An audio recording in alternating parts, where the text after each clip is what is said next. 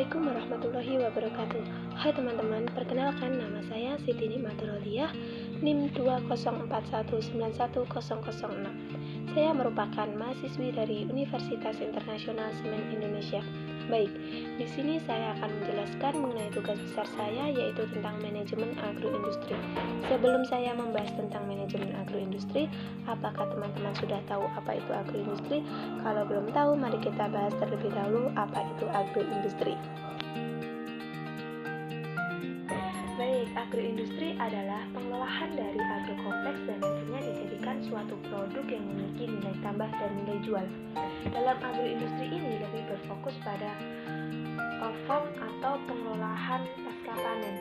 Nah, dari pengolahan pasca panen inilah yang nantinya dijadikan suatu produk dan produk tersebut dapat ditransformasikan sehingga dapat berkembang dengan pesat.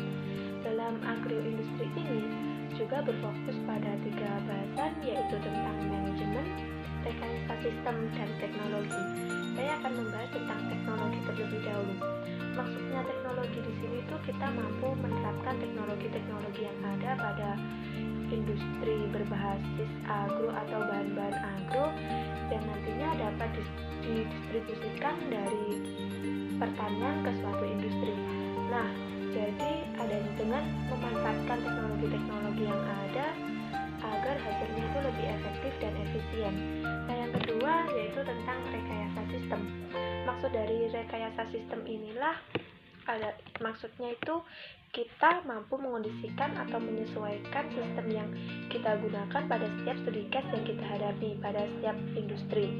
Nah, contohnya industri X dan industri Y kan industri agronya berbeda, maka sistem yang digunakannya pun juga berbeda, entah itu sistem operasionalnya atau sistem teknologinya. Nah, yang terpenting kita mampu menyesuaikan atau merekayasa sistem yang ada. Nah, yang ketiga adalah manajemen. Manajemen ini adalah tindakan untuk mencapai suatu tujuan dengan cara mengkoordinir atau mengkoordinasi tindakan atau kegiatan orang lain. Nah, fungsi dari manajemen ini yaitu tentang perencanaan, organisasi, koordinasi, pengawasan, dan pengarahan.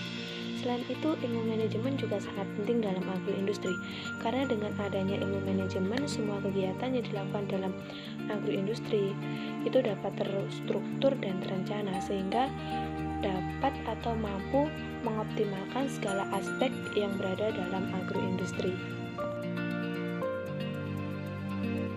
Nah, dalam kegiatan pengelolaan agroindustri ini ada beberapa hal yang perlu dimanajemen. Salah satunya adalah sumber daya manusia. Memanajemen sumber daya manusia ini merupakan salah satu fungsi dalam sebuah perusahaan atau organisasi yang fokus pada kegiatan rekrutmen atau pengelolaan dan pengarahan. Selain itu, sumber daya manusia ini menyediakan pengetahuan tentang perusahaan, peralatan yang dibutuhkan, pelatihan, pembinaan, dan semua hal tersebut yang dibutuhkan demi mencapai tujuan dari si perusahaan atau si industri. Selain itu, sumber daya manusia juga memiliki tugas dan tanggung jawab untuk mengembangkan industri dengan menerapkan nilai dan budaya dari si industri atau perusahaan tersebut. Selain itu, sumber daya manusia juga dapat dijadikan suatu aset oleh perusahaan apabila memiliki skill yang bagus, dan perusahaan merasa diuntungkan dengan adanya sebuah aset sumber daya manusia yang memiliki skill yang bagus. Yang kedua ini adalah manajemen operasional. Nah, manajemen operasional ini merupakan usaha pengolahan secara maksimal dalam penggunaan berbagai faktor produksi seperti material, metode, dan mesin, dan faktor produksi lainnya. Nah, manajemen operasional ini memegang peran isu strategis dalam menetapkan rencana produksi, menghandle material, mengontrol kualitas, dan serta menjaga dan merawat kebijakan dari si perusahaan. Nah, yang ketiga yaitu manajemen lokasi. Manajemen lokasi sangat berpengaruh pada segala jenis kegiatan, tidak terlepas di dalamnya adalah kegiatan bisnis di sektor jasa maupun barang. Di antaranya sektor barang memerlukan lokasi untuk melakukan kegiatan pembuatan produk barang tersebut atau menentukan tempat untuk memproduksi. Sedangkan untuk sektor jasa memerlukan tempat untuk dapat memberikan pelayanan terhadap konsumen. Lebih dari sekedar itu, penentuan lokasi sangat berpengaruh pada keuangan perusahaan karena hal ini berhubungan dengan kemudahan perusahaan dalam mengakses atau mengelola inputan aktivitas dari si industri. Selain itu, lokasi juga dipilih untuk mengembangkan pola distribusi yang dapat dibantu oleh industri. Nah, yang keempat yaitu manajemen pemasaran. Karena manajemen pemasaran ini berfungsi untuk menciptakan pasar atau memperluas pasar, menciptakan konsumen potensial atau konsumen loyal, dan menciptakan segmen pasar atau market share. Bagi perusahaan, manajemen pemasaran ini menjadi ujung tombak dan indeks performansi kinerja dari perusahaan. Dalam hal ini, motif utamanya adalah mencari keuntungan yang bisa dicapai dengan berbagai cara, contohnya dengan monopoli pasar. Sedangkan manajemen pemasaran dari perspektif konsumen yaitu tentang kepuasan, yang mana kepuasan ini dapat didapatkan dengan berbagai cara, entah itu dari diskon atau harga yang murah dan berkualitas, bahkan ada yang tidak mempedulikan dengan harga. Nah, dengan adanya permasalahan-permasalahan tersebut, manajemen pemasaran dapat diartikan sebagai ilmu seni atau sebuah seni. Nah, yang kelima yaitu manajemen resiko. Seperti yang kita ketahui bahwa kondisi agroindustri kita saat ini yaitu bahannya yang mudah rusak dan bersifat musiman. Jadi tidak menutup kemungkinan terjadi resiko bisnis yang cukup besar jika dikelola. Dan agroindustri kita saat ini itu dihadapkan dengan kondisi yang tidak pasti saat penentuan bahan baku, sehingga bahan baku menjadi inputan yang krusial untuk dimanajemen dengan baik. Hal-hal tersebutlah yang mampu dimanajemen dalam suatu agroindustri.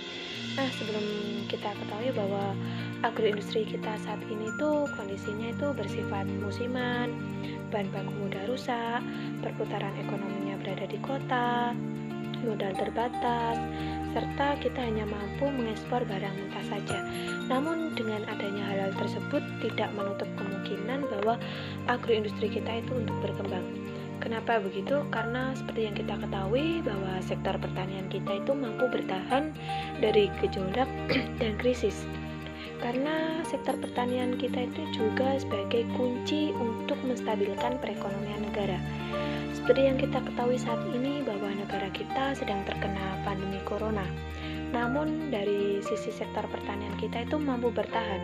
Kenapa kok mampu bertahan? Karena sektor pertanian kita itu mampu memproduksi barang secara massal dengan teknologi yang tinggi atau dengan teknologi-teknologi yang ada dan dibantu dengan adanya manajemen yang baik.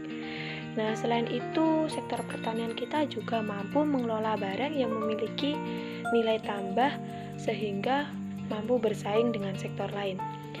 Namun, apabila sektor dari pertanian kita ini tidak dikelola dengan adanya teknologi-teknologi yang baik, tidak dikelola secara efektif dan efisien, dan tidak dimanajemen dengan baik, maka sektor pertanian kita saat ini akan sulit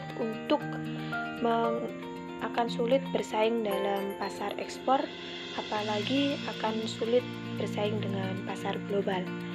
Namun tidak menutup kemungkinan bahwa agroindustri kita itu tetap berkembang. Negara kita saja negara agraris, yang mana kaya dengan sumber daya alam.